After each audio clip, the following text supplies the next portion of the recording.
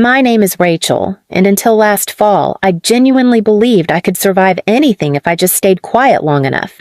I thought family was supposed to protect you, especially when you're a single mom, just trying to raise a kind little girl in a world that doesn't always reward kindness.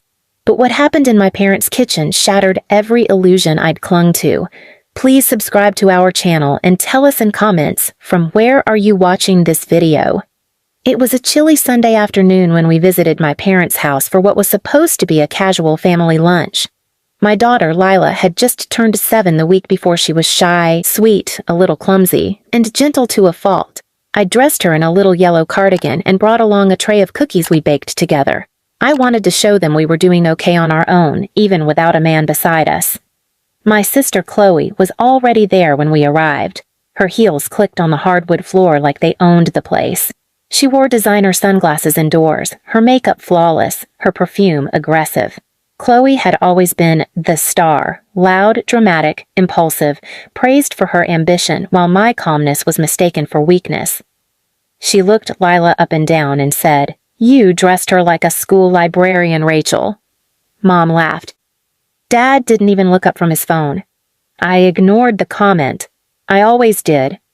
Lunch started off stiff. Chloe spent most of the time bragging about her latest brand deal, some skincare line she barely used.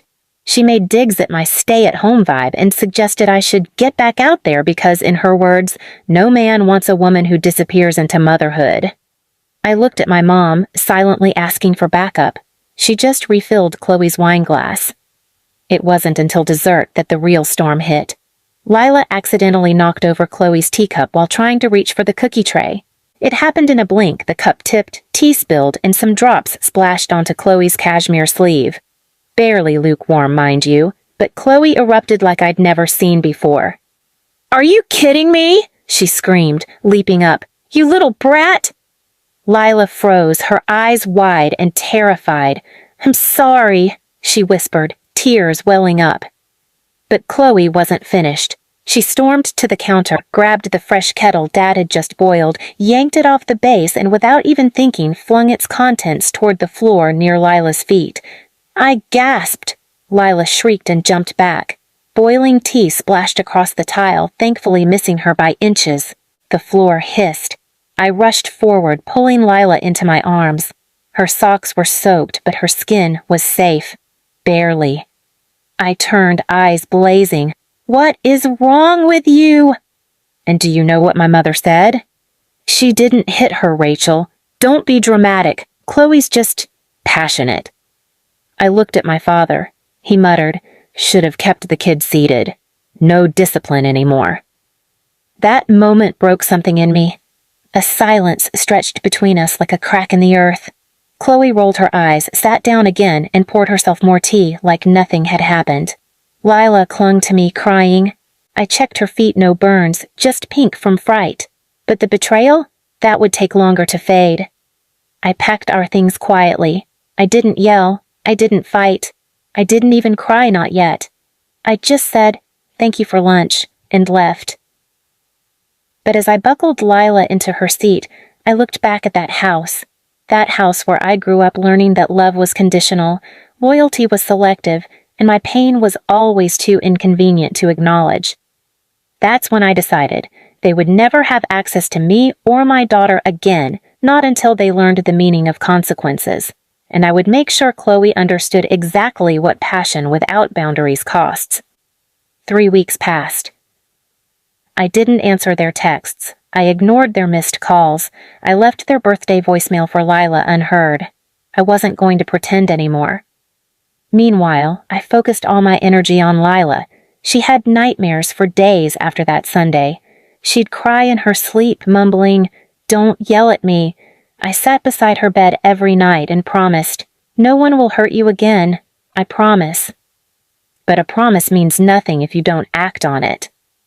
Then something strange happened. One morning I got an email from a lawyer. Apparently my parents were working with Chloe to apply for guardianship over Lila, claiming I was mentally unstable and creating parental alienation by denying family contact. I stared at the screen, shaking. I almost threw my coffee cup across the room. They were trying to take my child? I called the lawyer's office myself, calmly pretending to be interested in resolving things quietly. That's when I learned it was Chloe's fiancé's firm. Oh, so it was personal. I knew Chloe. She was always obsessed with winning, but this was war. What she didn't know, I had already started preparing. The day we left their house, I'd taken Lila straight to a trauma therapist. Every session was documented. I kept receipts, medical records, screenshots of texts where my mom mocked my parenting and Dad called me overly emotional. And then I played my ace. You see, what no one knew, not Chloe, not even my parents, was that I had once worked with a nonprofit that helped domestic abuse survivors. I'd learned the legal system inside out. I knew the power of evidence, and I knew exactly how to file an emergency protective order, especially one backed with professional testimony and a paper trail. But I didn't stop there. I had also saved copies of my parents' financial documents from when I used to do their taxes. My name was still attached to a family investment fund from years ago, a fund they'd forgotten I co-owned because they never thought I'd use it.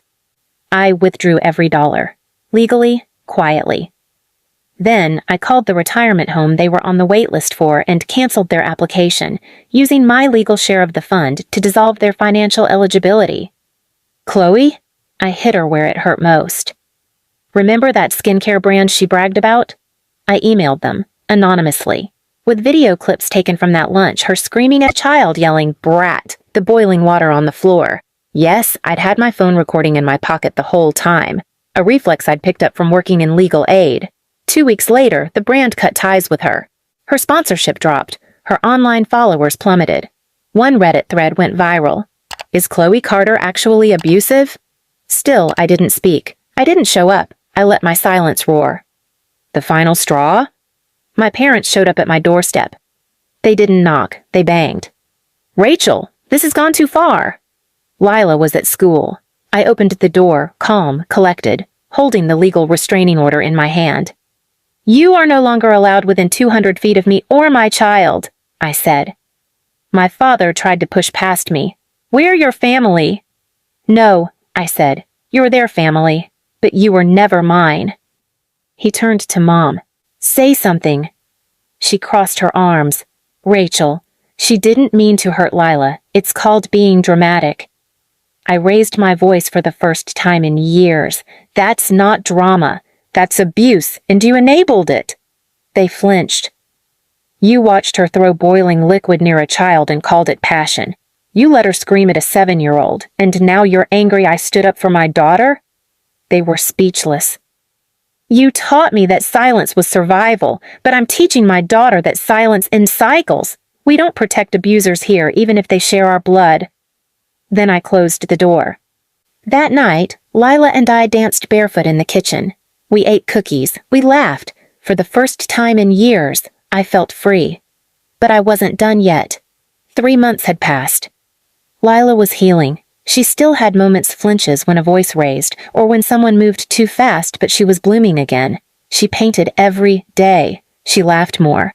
Her therapist said the transformation was remarkable. Me? I was finally building something of my own. It started with a local community group for moms like me, women who had been gaslit by their families, dismissed by courts, or called dramatic for protecting their children. We met once a week, then twice, then soon I had enough stories to realize. This wasn't just my story. It was happening everywhere. I wasn't alone. So I built something bigger. With help from a former lawyer friend, I registered the Quiet Flame Project, a support network and legal fund for mothers escaping family-based emotional abuse. We got local coverage, then regional. A blogger picked it up. A viral TikTok creator interviewed me anonymously. The phrase from that clip spread everywhere. If they call her passionate, ask them why the child's still crying. Meanwhile, Chloe? She tried to pivot to being a healing coach online, but it didn't work. The brand partnerships were gone. Old DMs of her mocking fans leaked. A mother she bullied during a live stream came forward, then another, and another. Eventually, her Instagram was wiped clean. She reached out to me once. An email with the subject, "Let's end this war." I didn't reply. I didn't need to, because the final blow was already in motion. At my daughter's school's spring showcase, Lila stood on stage in front of hundreds of parents. She was reading a poem she'd written herself. I didn't know what it would be. She looked at the microphone, small hands shaking, and began. My family said I should be quiet, but quiet felt like drowning. My mom said, "Speak louder." So I did, and the whole world started listening. When she finished, people stood and clapped. Some were crying. I was crying. In that moment, I didn't need revenge. I didn't need apologies or dramatic confessions, because I had the truth. And my daughter had her voice. As the crowd applauded, I looked to the back of the room, and there they were, my parents. Standing far behind, not clapping, not smiling, just watching. They weren't invited, but I wasn't surprised. They looked older now, diminished, outsiders in a world they once ruled through fear and control. And when Lila stepped off that stage and ran into my arms, full of light and safety and fire, I realized something. They'd lost. Not because I fought them, but because I didn't become them. Because I chose to protect, not to please. Because I built a life where my daughter would never again question if she mattered. So when my mom whispered from the back, "Rachel, please," I held Lila close, kissed her forehead, and turned my back to them. "Let's go home," I said. We walked away. Justice wasn't screaming in court. It was walking away without needing their validation.